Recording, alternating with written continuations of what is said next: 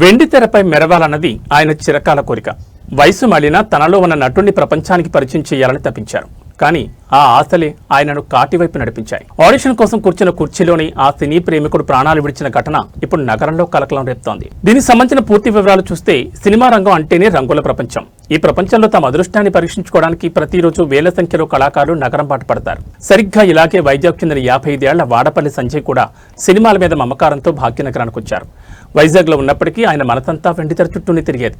నటుడిగా ఏదో ఒక గుర్తింపు తెచ్చుకోవాలనే తపనతో ఆయన తరచూ హైదరాబాద్ వస్తూ ఉండేవారు.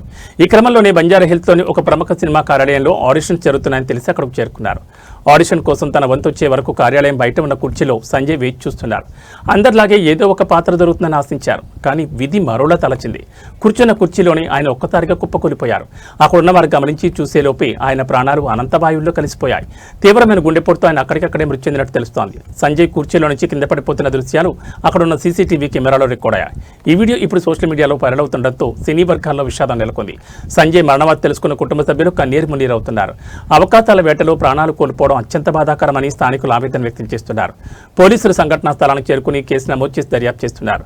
సినిమా పిచ్చితో ప్రాణాలు సైతం లెక్క చేయకుండా కష్టపడే ఎంతో మంది కళాకారులకు సంజయ్ మరణం ఒక హెచ్చరిక లాంటిది. ఆరోగ్యం పట్ల అప్రమత్తంగా ఉండాలని వైద్యులు సూచిస్తున్నారు. ఏదేమైనా ఆశలు మోసుకొచ్చిన వ్యక్తి శవమై తిరిగి వెళ్లడం అందరినీ కలిసిపేస్తోంది.